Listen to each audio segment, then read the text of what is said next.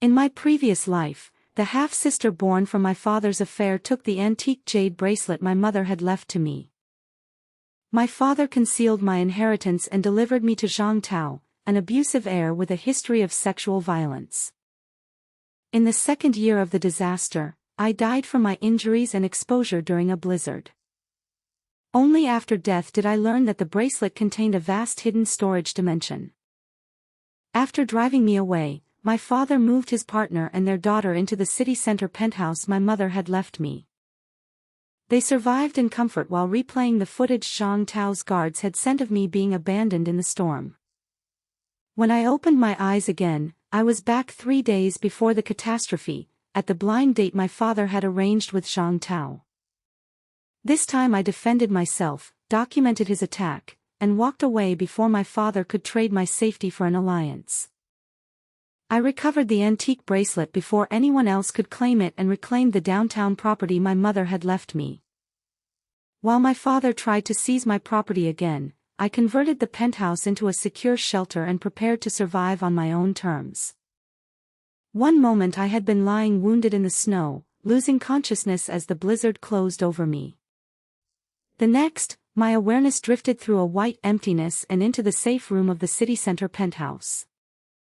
My mother had purchased the apartment for me before she died. But my father, his partner Lu Jingman, and their daughter Jiang had occupied it. On the huge television, they were replaying a video Zhang Tao's guards had transmitted from the blizzard. Jiang Ranran is finally dead. You can demand more supplies from Zhang Tao now. His people caused her death. Mom, Dad, the stakes are ready. The bracelet storage space is still full. In the previous timeline, Zhang Tao sexually assaulted and tortured me before abandoning me to die. Meanwhile, my father and Lu Jingman lived comfortably in my penthouse using resources stolen from my inheritance. As they laughed over the recording of my death, hatred surged through me and I rushed at them. My hands passed through their bodies, and an unseen force pulled me back. The shock made me notice the familiar antique bracelet on Jiang Wan's wrist. It was the most precious item in the jewelry box my mother left me before she died, yet now it was worn on Jiang Wan's hand. Through her wrist, I could see the enormous hidden space behind her. I would later learn that the dormant storage function bound itself to the first wearer who awakened it with blood and conscious intent. In that timeline, the damaged clasp had cut Jiang Wan when she put it on. Theft had given her possession long enough to bind the storage, though it could not give her the bracelet's deeper bloodline ability. If it weren't for the bracelet her mother left behind, hidden by Dad in the villa, we might not be living such a good life. So what if this house is under her name? After the apocalypse, who cares about the law? Besides, that bitch has no idea we've already moved in. Jiang Ranran is just a fool. She died without ever knowing we took her things, and yet she still ended up dying so miserably. Their careless admissions left me with a despair deeper than the storm outside. If I had another life, I would reclaim what was mine and make sure each of them faced the consequences of their own choices. I lunged toward the bracelet on Jiang Wan's wrist. A dark red tear fell from my face and touched the jade. Light filled the room, and the bracelet pulled my awareness into its hidden dimension. When I opened my eyes again, I was back before the apocalypse. In a daze, I heard a familiar voice. My parents really like you. Once we get married, you won't need to work. Our family will give you a large sum of money every month, you just need to stay home and have kids. Stay with me and you will never need a career. I see other women, and you will not interfere. Even offering you marriage is more generosity than you deserve. Across the restaurant table, Zhang Tao stared at my neckline while describing control as generosity. I looked at Zhang Tao's greasy face, a wave of nausea rising in my throat. In the previous timeline, my father tricked me into the blind date. I rejected Zhang Tao immediately, but when the disaster arrived, my father and Lu Jingman had my legs broken and delivered me to Zhang's family. It was from then on that I endured 2 years of hell on earth. Zhang Tao, why aren't you dead yet, you menace? I stared at him coldly, my tone unsparing. At least for now, Zhang Tao was no match for years of disciplined amateur boxing training. Zhang Tao's smile vanished, and rage tightened his face. Jiang Ranran, do you have a death wish? He reached across the table and tried to strike me. I caught his wrist and forced his hand down against the table. Ah! Zhang Tao seized the ceramic plate and swung it toward my face. I knocked the plate aside, stepped out of his reach, and used his momentum to put him on the floor. Bang! Zhang Tao grabbed his phone and threatened to destroy my family. The sight of a candle on the table triggered the memory of what he had done to me in the previous timeline. For one dangerous second, I wanted to strike him again. Instead, I stepped back and asked the restaurant to call security and the police. The dining room cameras had recorded his first blow and the plate in his hand. I gave a statement, requested a copy of the incident number, and had the torn sleeve and bruise on my wrist photographed. I left with a legal record that he had attacked me. Revenge would not help if I spent the 3 remaining days in custody. There were still 3 days left before the apocalypse arrived.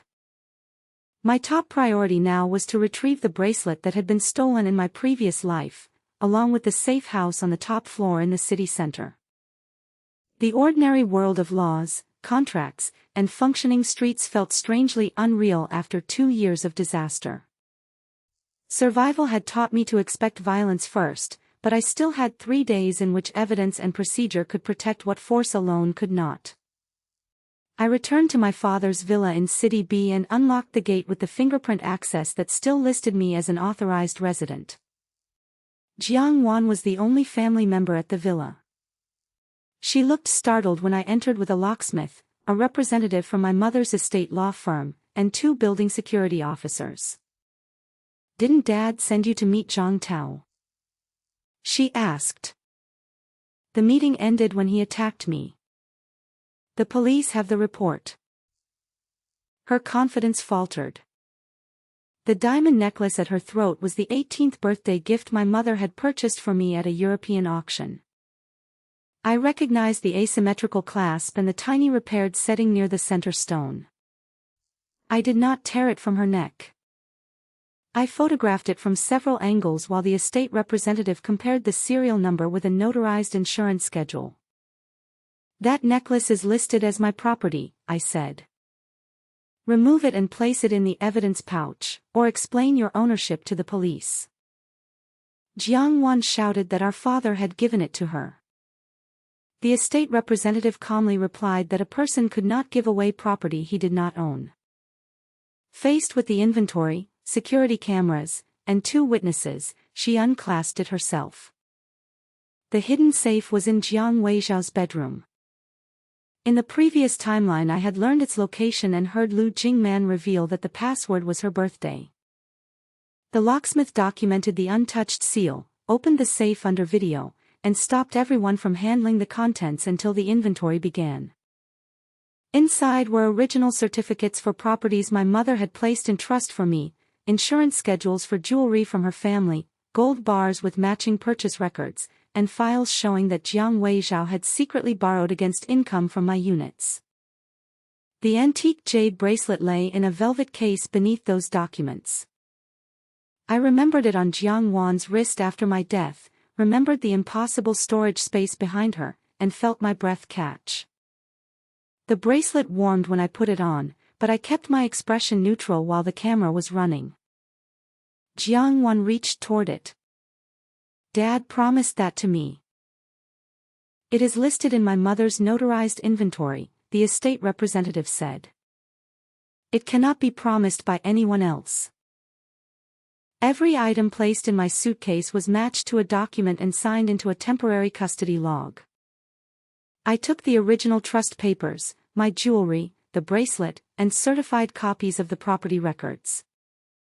I did not take Jiang Weizhao's watches, cash, cars, or his share of the jointly owned villa. That distinction mattered. In the previous timeline he had survived by confusing possession with ownership. I would not repair that wrong by stealing from him in return. The law firm immediately filed notices preventing further unauthorized loans or transfers involving the trust assets. It also delivered a formal demand for past rental income and requested an emergency order preserving relevant accounts. The court would not resolve a complicated inheritance dispute in 3 days, but the filings created a time-stamped record and limited what my father could dispose of before the storm. I left in a car registered to me, carrying a suitcase whose contents had been independently inventoried. Jiang Wan remained in the villa with a copy of the custody log and no plausible way to call the recovery a burglary. That day I moved into the city center penthouse, which the trust records confirmed belonged solely to me. A security contractor inspected the existing door, windows, roof drainage, ventilation, backup power, and emergency exits. With a major typhoon already forecast, the company could not rebuild the apartment in 3 days, but it could install laminated storm panels, reinforce the door frame, add water sensors, service the generator, and seal the most vulnerable vents. I did not pretend that a dozen property sales could close overnight. Instead, the estate lawyer arranged a documented bridge facility secured against a conservative appraisal of several income-producing units, while I liquidated securities already held in my own account. The combined available funds approached 600 million yuan, but I drew only what the procurement plan required. If my memories proved wrong, rent and other assets could service the debt. The distinction between available credit and free money kept the plan grounded. Supplies still had to exist, sellers still needed lawful contracts, and 3 days placed a hard limit on what could be delivered. After the contractors completed the first round of reinforcement, I was preparing to visit a regional food distributor when several uninvited guests arrived. Jiang Weizhao arrived with Lu Jingman, Jiang Wan, and several private guards. He had already received the custody log and the law firm's preservation notice, yet he shouted that I had emptied his safe and stolen the family fortune. Lu Jingman repeated the accusation loudly enough for neighbors to hear. Jiang Wan pointed to the faint mark left by the necklace clasp and claimed I had attacked her, until the estate representative joined the video call and confirmed that she had removed the necklace herself in front of witnesses. I displayed the inventory, the trust schedule, and the notarized ownership records on my phone. Everything I removed is documented. If you believe any item belongs to you, identify it and file a claim. My father lunged for the phone. The bracelet warmed around my wrist. For an instant the world seemed to slow, and I moved with more speed than my boxing training alone could explain. I stepped aside, caught his forearm, and released it as soon as security intervened. The guards hesitated. Their employer had ordered them to drag me away, but the penthouse corridor cameras were recording and the property manager had already called the police. Jiang Weizhao shouted, "Break her legs if you have to. Bring her home." The words pulled me back into the previous timeline, my apartment door breaking, my knee struck with metal bars, Lu Jingman telling me I should be grateful, and Jiang Wan standing on my injured leg while Zhang Tao's people waited below. Rage surged through me, followed by a second pulse of heat from the bracelet. A line of text appeared at the edge of my vision, bloodline synchronization initiated. Physical reinforcement limited by host tolerance. That explained the sudden speed, but it also warned me not to trust it blindly. Supernatural strength would not protect me from a criminal charge or an injury caused by overuse. I backed into the secure vestibule instead of attacking. When one guard crossed the threshold, I used a standard wrist release and the door frame to break his grip, then retreated behind security. No one was struck after the threat ended. Police arrived within minutes. The restaurant incident report, the estate inventory, the corridor video, and Jiang Weizhao's recorded instruction to break my legs transformed his public performance into evidence against him. Before officers separated us, he hissed, "You're a monster, just like your uncle." I froze. My mother's brother had been listed as missing and presumed dead more than a decade earlier. This was the first time my father had connected him to anything unusual. "What did you know about him?" I asked. Jiang Weizhao realized he had said too much and refused to answer. The officers issued a temporary no-contact warning while the estate lawyer sought a formal protective order. The property manager removed my father's household from the facial recognition access list for the penthouse, and every later entry would require my approval or a lawful order. My father and his family returned to the villa they already occupied. I did not make them homeless, mortgage jointly owned property without consent, or take their vehicles. I needed distance and evidence, not another illegal transaction that could be used against me. There were still 3 days before the disaster. The reinforced door would buy time, but preparation and clear records were more valuable than revenge performed in a hallway. That night I visited a regional produce hub and a licensed meat distributor. I placed emergency orders for rice, beans, flour, cooking oil, canned food, water, salt, powdered milk, frozen protein, hygiene supplies, filters, solar batteries, repair tools, and legally purchasable medicine. I bought from commercial inventory already designated for restaurants and institutions rather than clearing neighborhood shelves. The first contracts totaled 20 million yuan. Some stock could be collected immediately, while the rest had to follow the distributor's existing delivery schedules. I divided the orders among 3 licensed depots so that no single warehouse or transport crew was overwhelmed. At the factory warehouse retained by the trust, a jagged edge inside the bracelet's old clasp nicked my finger. A drop of blood touched the inner jade, and the world tilted. I found myself looking into a silent storage field roughly the size of a 2-story house. A simple interface appeared in my thoughts.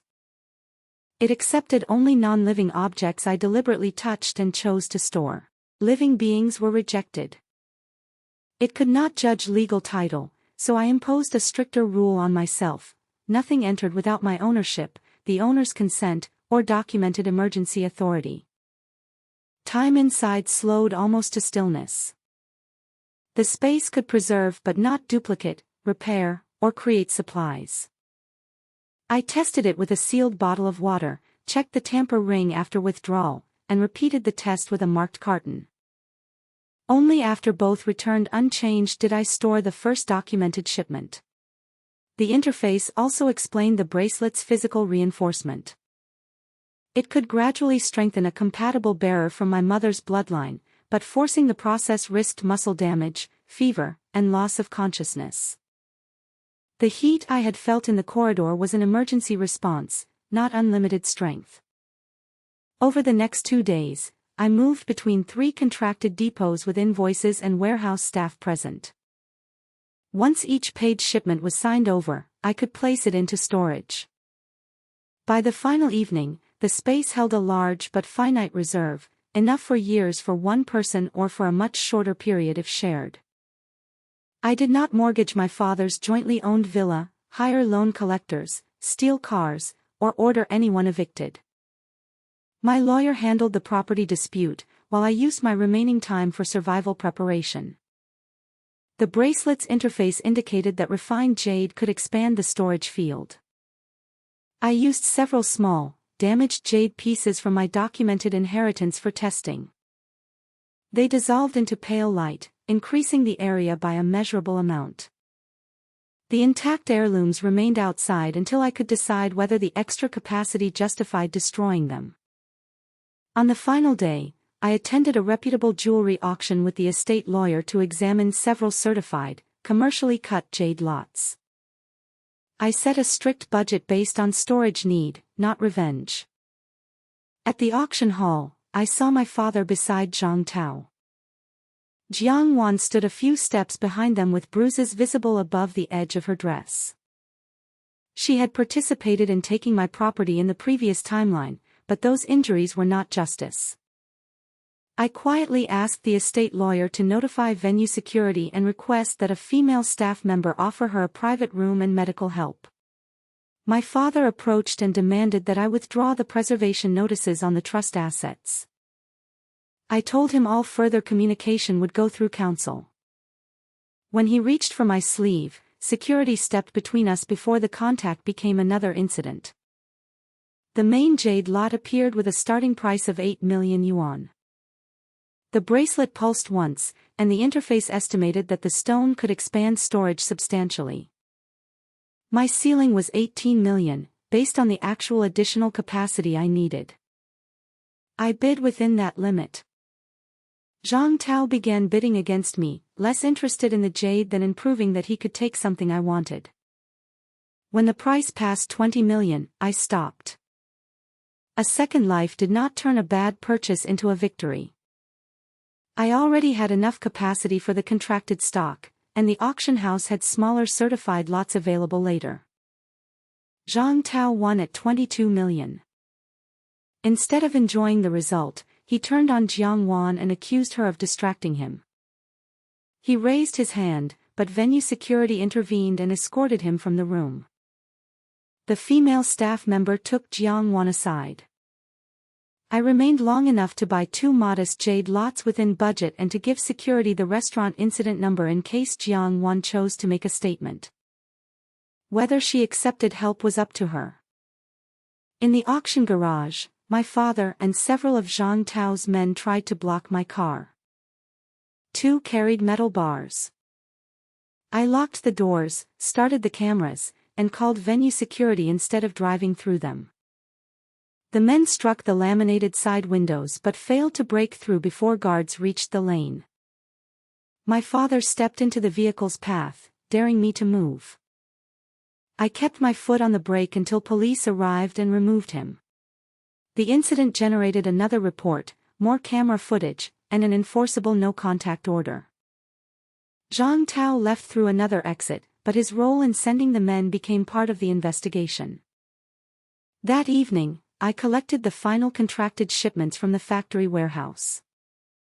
The reserve was substantial, carefully labeled, and limited to what the distributors had actually been able to deliver. I stored maintenance manuals, invoices, seed packets, tools, and medical reference books beside the food. Survival required knowledge and repair capacity, not only calories. The next day, the catastrophe began. By noon, the sky had darkened almost to night. A violent typhoon struck the city, followed by hail and rain intense enough to erase the opposite buildings behind a gray wall of water. I stood behind the reinforced windows and watched evacuation alerts scroll across the emergency receiver. In the previous timeline, no one had understood that the storm marked the beginning of years of cascading disasters. This time I knew, but one person's warning without verifiable evidence would create panic rather than preparation.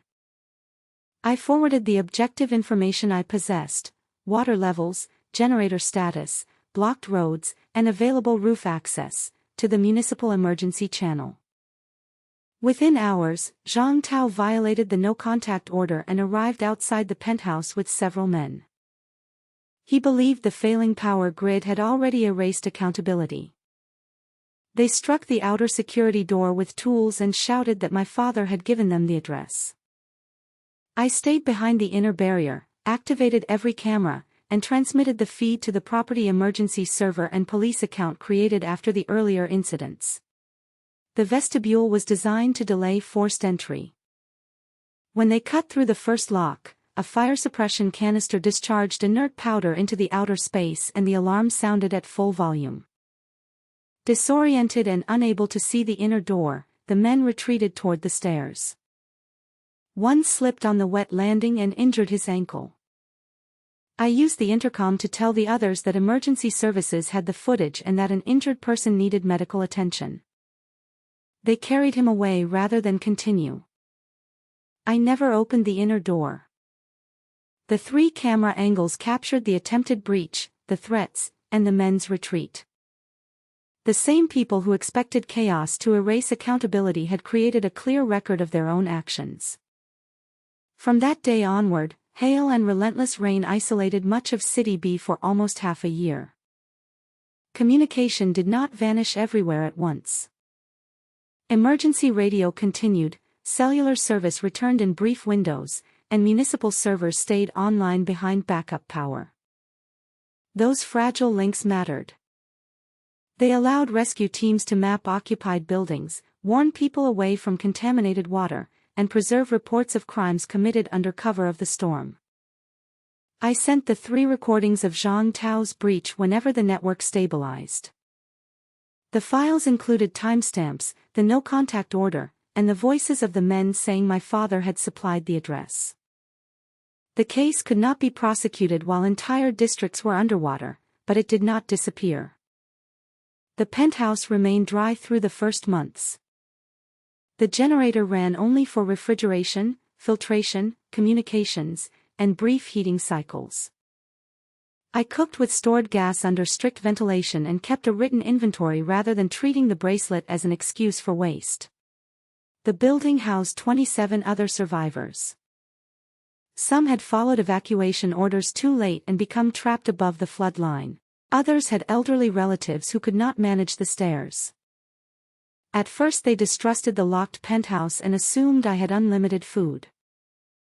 I met with 3 elected floor representatives in the camera-covered vestibule. I showed them a finite relief allotment without revealing the bracelet itself.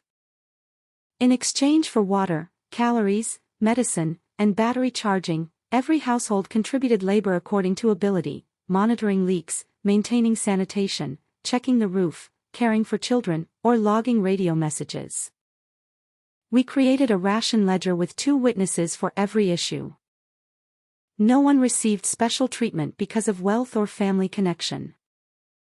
Medical need, age, and assigned work determined priority. The first emergency came before the ledger was a week old.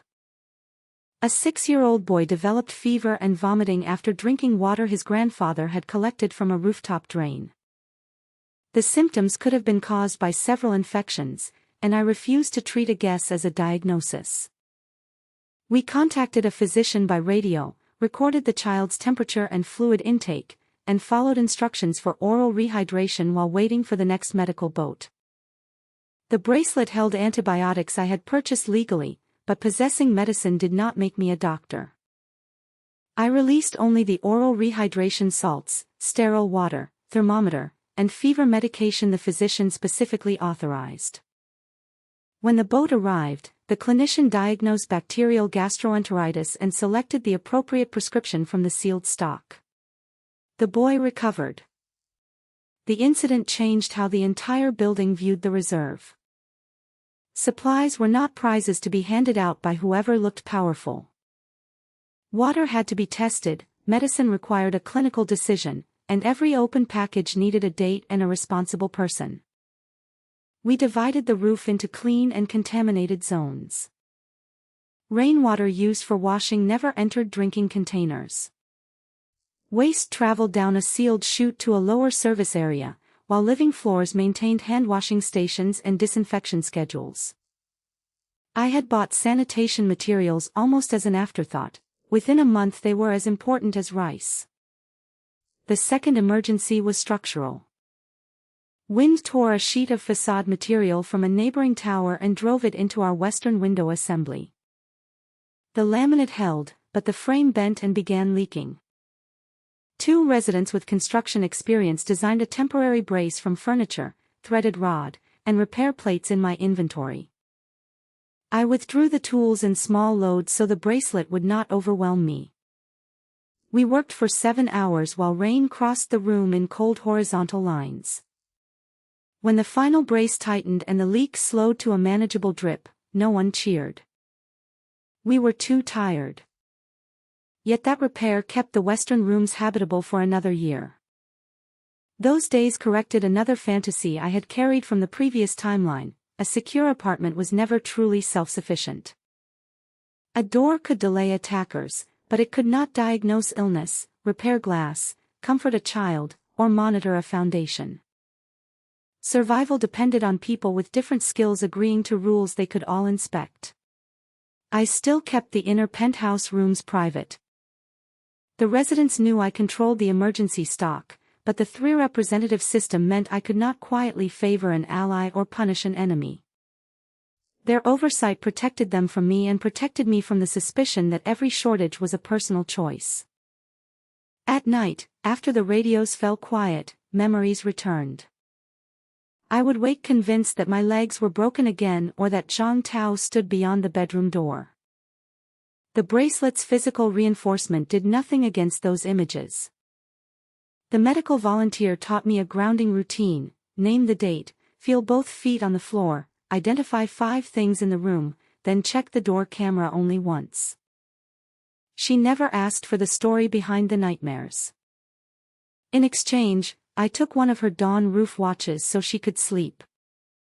That small trade was the beginning of a life not organized solely around vengeance. The arrangement was not peaceful every day.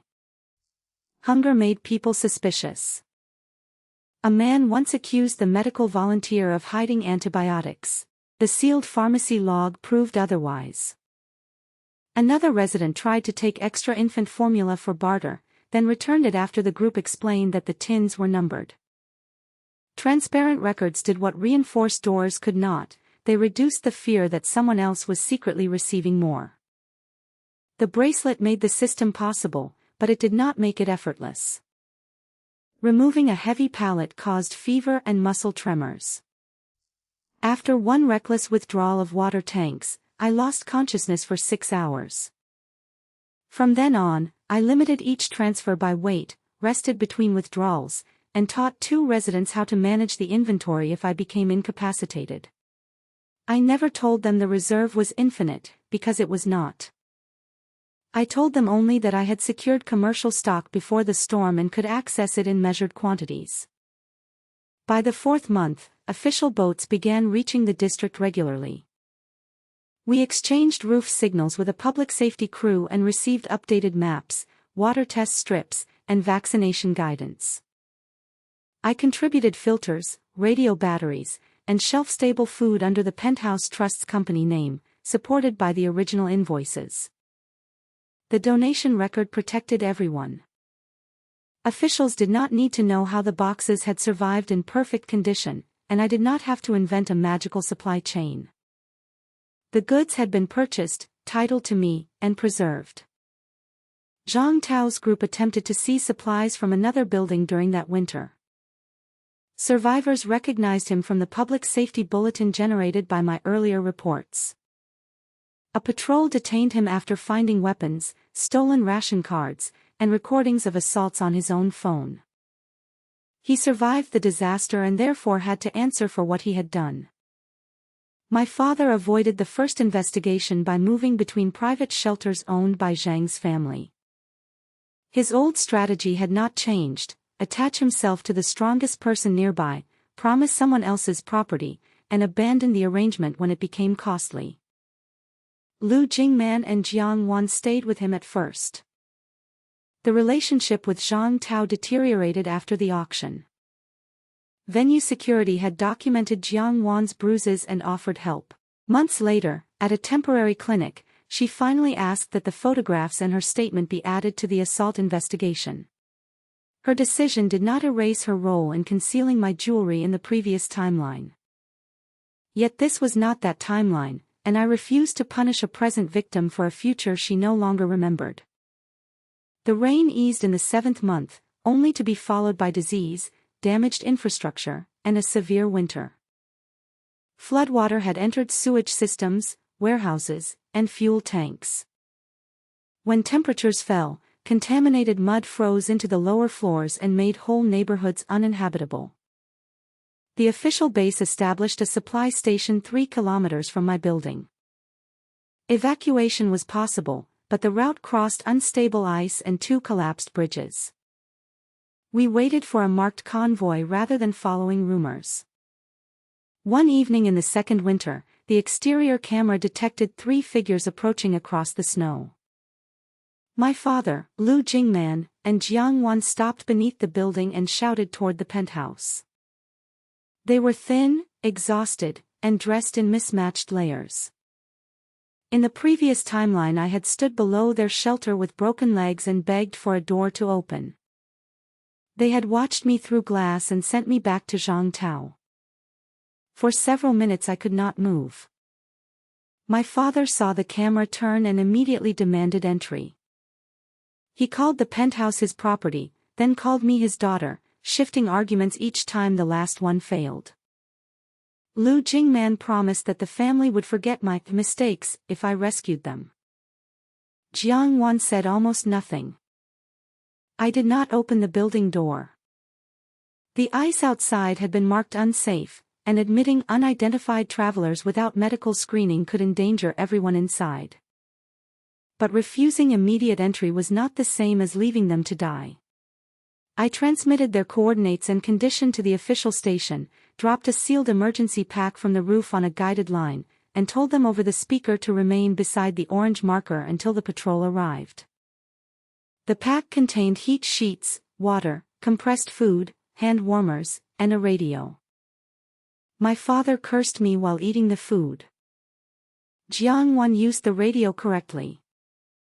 A tracked rescue vehicle arrived 90 minutes later and took all three to the screening station. That was the difference between us. They had once returned me to an abuser because helping me offered them no profit. I preserved their lives without surrendering my door, my property, or my safety. The base investigation soon connected my father's identity to the pre-storm estate filings and the recorded assaults. Disaster law did not permit an instant trial, but it allowed evidence preservation, restricted movement, and separation of vulnerable witnesses. Jiang Wan and Lu Jingman were housed away from him while investigators interviewed them. Jiang Wan chose to cooperate. She identified offshore accounts, described how our father had hidden rental income, and supplied messages in which he offered both daughters to Zhang Tao as part of business negotiations. Her testimony helped protect her from further abuse and strengthened the inheritance case. Lu Jingman admitted using trust income but denied knowing the full origin of the jewelry. The records would decide her responsibility later. My father was transferred to a secure labor unit pending adjudication for assault, attempted abduction, fraud involving trust assets, and conspiracy with Zhang Tao. He called the case a daughter's revenge. The investigators called it a file supported by documents, cameras, witnesses, and his own recorded words.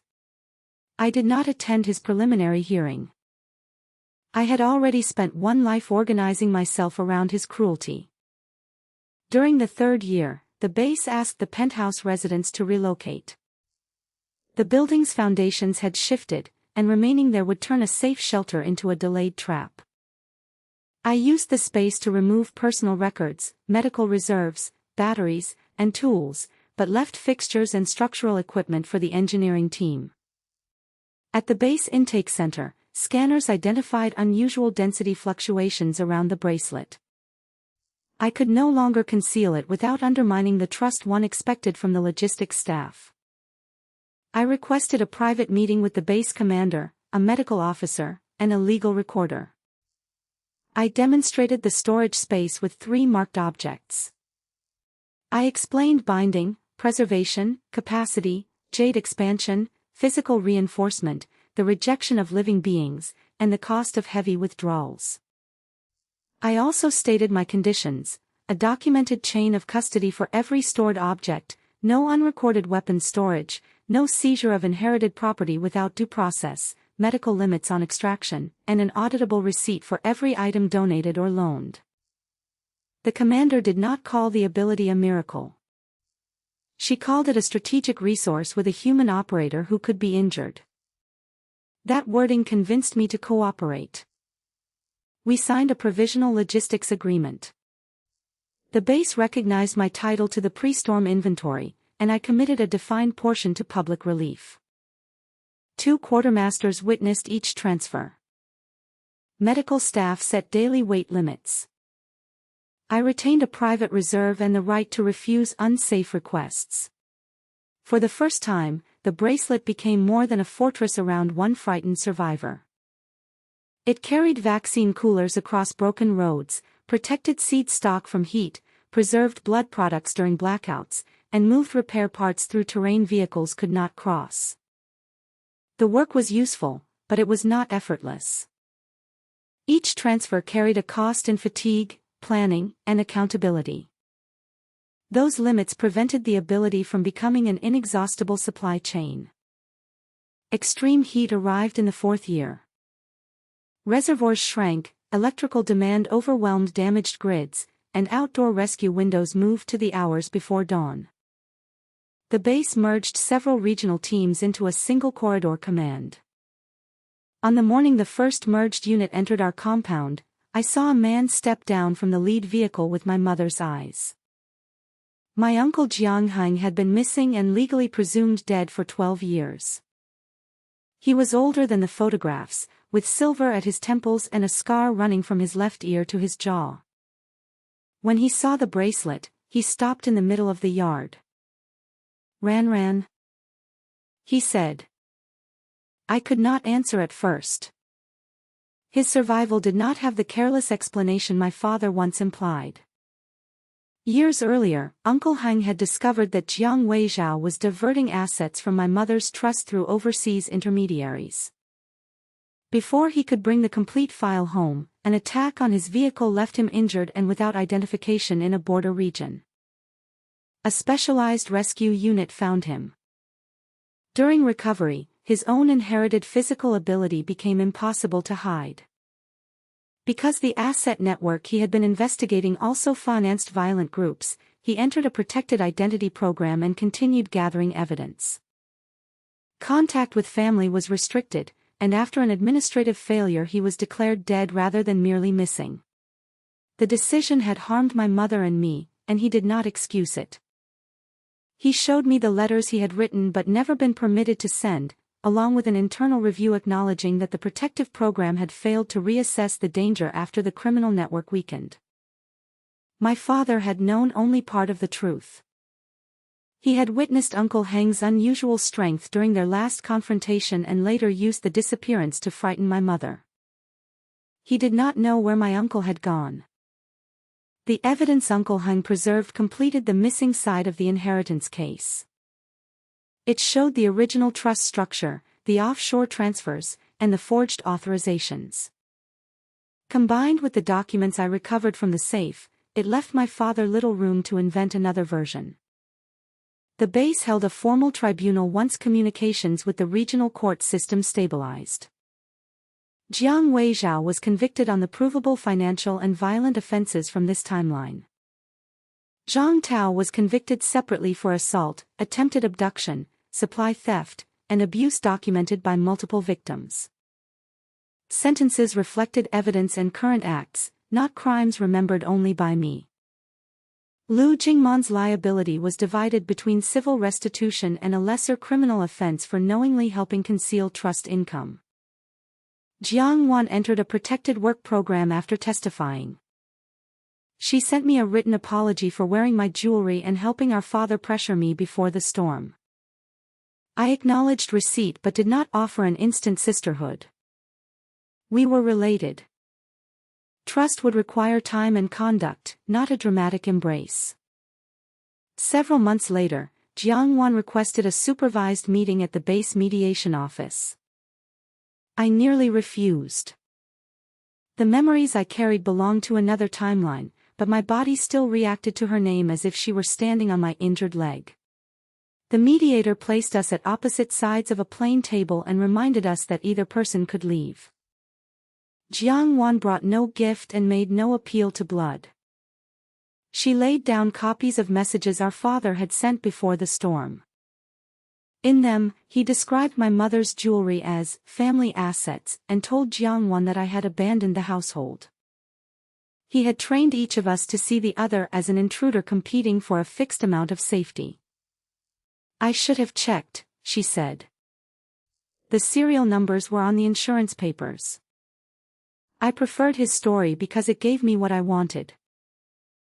That admission did not erase her choices, but it was more honest than saying she had known nothing. I told her that in the other timeline she had taken the bracelet and benefited from my disappearance. I did not accuse her of a crime she had not committed here. I explained why trust would be difficult even when she could not remember the cause.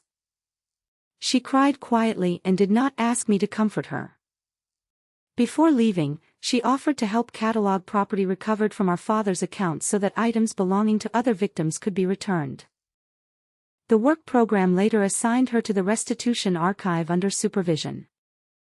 For a year, her only contact with me consisted of quarterly reports signed by 2 auditors. That consistency mattered more than a dramatic apology.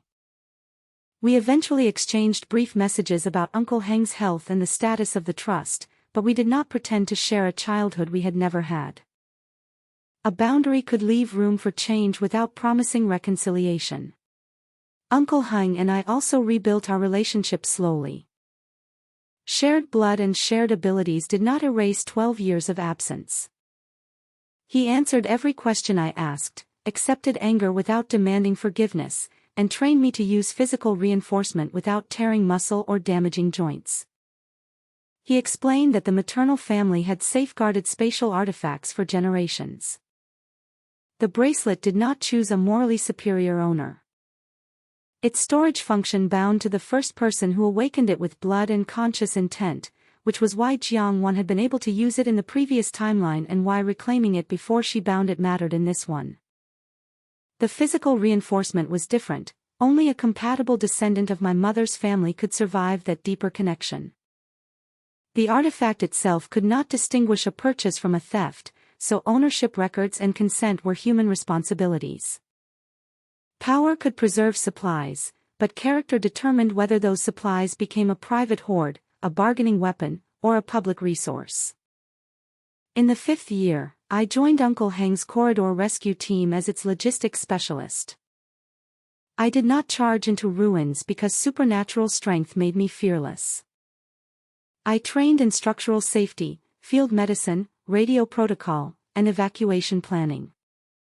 Every mission had an abort threshold, a weight budget, and a written chain of custody for what entered the space. Our team reopened a mountain route to 3 isolated settlements during the hottest month of that year. I carried water filters and medical coolers through a collapsed tunnel while engineers stabilized the ceiling.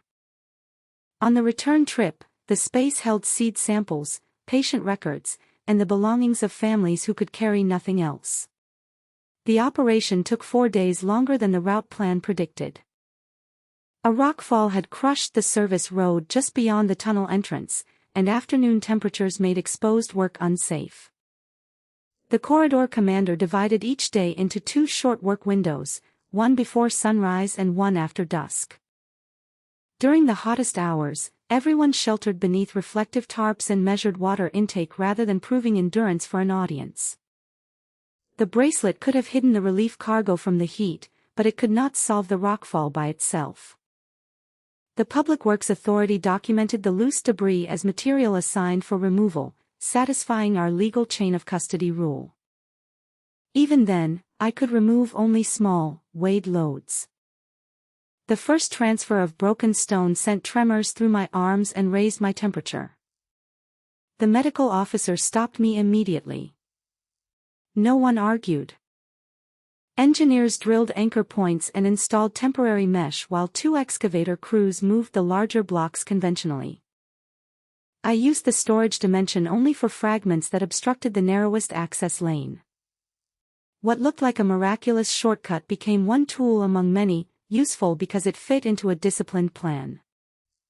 On the second night, an aftershock shifted a support frame while engineer Qiao Min was checking a stress gauge. Uncle Heng reached her first, but the reinforcement in his body did not make falling steel harmless. He held the frame long enough for 2 crew members to pull her clear, then released it before his shoulder failed. The medics treated a torn muscle and ordered him out of heavy work for the rest of the operation. I wanted to take his place at the tunnel face.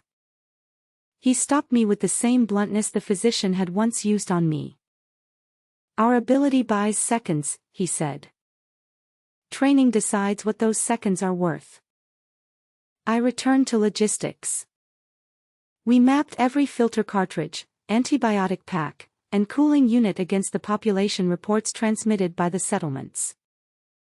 When one village's numbers differed from the old register, we did not accuse anyone of exaggeration. A radio operator discovered that 31 evacuees from a burned valley had arrived during the communications blackout. We recalculated the loads and asked the second settlement to share part of its seed allotment until another convoy could follow. At the farthest village, the clinic's solar refrigerator had failed. Vaccines and blood products were approaching unsafe temperatures, and the nurse had been recording every fluctuation by hand. I placed the sealed medical boxes into the storage dimension in front of 2 witnesses, preserving them until technicians repaired the cooling circuit. The bracelet did not heal a patient or make new medicine. It simply prevented existing supplies from being lost. The return journey began beneath a wall of brown cloud. Dust from the dry reservoir crossed the road so thickly that the lead driver could not see the next marker. We stopped rather than gamble on the cliff edge. Families sheltering in the convoy became anxious when the delay stretched through the night, so the radio team explained the route decision every hour and posted the same food and water ledger used by the crew. An older man asked why I did not put every person inside the bracelet and carry them through the storm. I explained that the space rejected living beings and that even if it had not, no responsible plan would test an unknown power on evacuees. He nodded, embarrassed, but the question spread a useful truth. From then on, people stopped treating the bracelet as a door that could erase any danger. By dawn the dust thinned.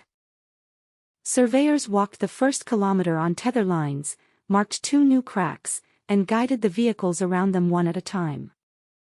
We reached the base with every evacuee accounted for, Uncle Heng's arm immobilized, and 3 pages of repairs needed before the next convoy. There was no triumphant photograph. The final report listed delays, heat injuries, damaged equipment, and the decision points that had prevented worse outcomes. I signed it beneath the engineers, drivers, medical staff, and radio operators. My name was one among many, exactly where it belonged. At the final settlement, an older woman pressed a small jade bead into my palm as thanks. I returned it. "Keep it," I told her. The supplies were public relief. "You do not owe me your heirloom." That answer would have been impossible for the person I was at the beginning of my second life, when every possession looked like a weapon and every relationship looked like a future betrayal. The world did not become safe at the end of the 5th year. Weather remained unstable, cities were still rebuilding, and many cases from the early chaos had not reached judgment. Recovery was a direction, not a single day on a calendar. The penthouse eventually failed inspection and was demolished. The legal title mattered only because compensation went into the trust rather than my father's hands. I directed part of it to a transparent disaster recovery fund in my mother's name and kept the rest under professional management. The antique bracelet remained on my wrist, warm but no longer heavy with the meaning I had given it after death. It had once represented everything stolen from me: property, safety, choice, and a future. Now it represented limits I had chosen for myself. I could help without becoming everyone's sacrifice. I could refuse a door without abandoning someone to die. I could seek accountability without repeating the violence committed against me. At dawn, our rescue convoy left the base beneath a pale, heat-hazed sky. Uncle Heng checked the route map in the front vehicle while I verified the medical seals and storage ledger one final time. No one knew exactly when the world would become whole again. We went anyway.